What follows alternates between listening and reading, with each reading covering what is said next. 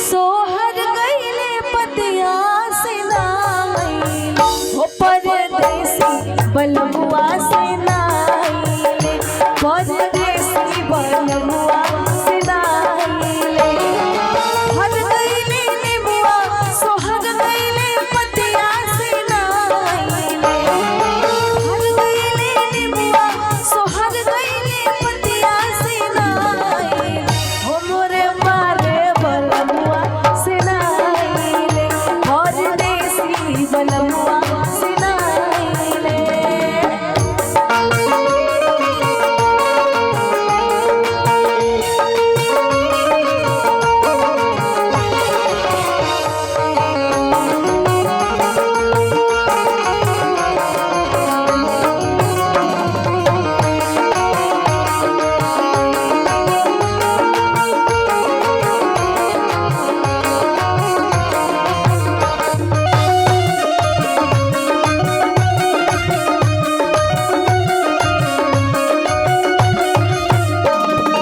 जो हम जनती पिया मोरा है टिसन में पे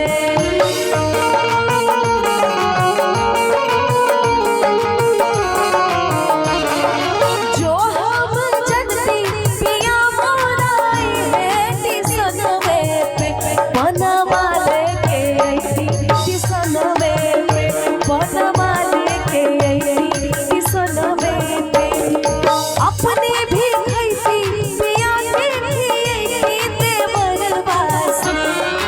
अपने भी पिया के बरबास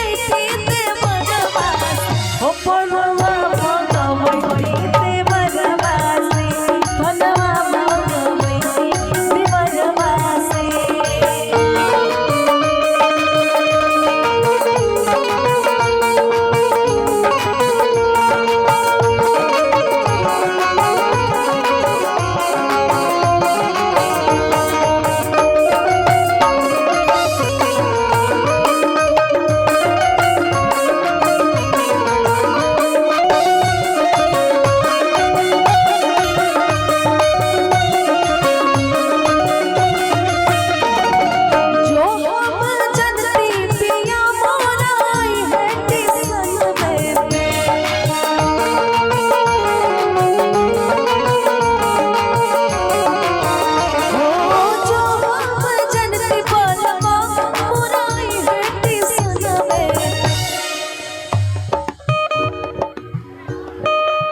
हो जे बना लेके आईती टिसनवे पे जे बना लेके आईती टिसनवे पे अपने भी खैती पिया के खिलैती ननदिया से अपने भी खैती पिया के खिलैती ननदिया से तो जे बना बनवैती ननदिया से जे बना बनवैती ननदिया से।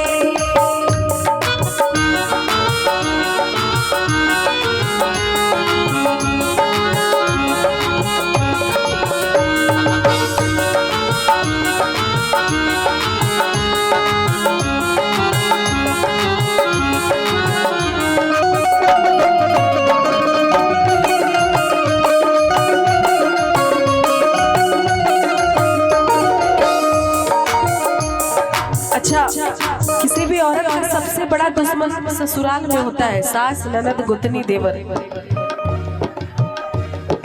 यहाँ पे बहुत सारी महिलाएं बैठी हैं और मेरी बातों से एग्री करती होंगी बहुत सारी महिलाएं। बहुत लोग जो है वो दिखा देती हैं और बहुत लोग हैं नहीं दिखाती हैं।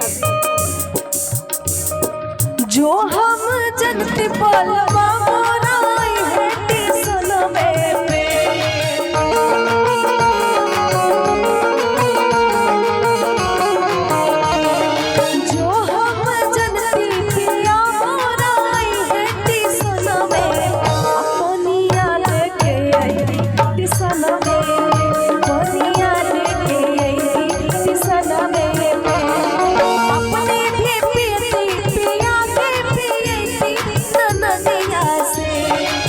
अच्छा ननद की बात हो चुकी है तो यहाँ पे गोतनी और सास बची हुई है।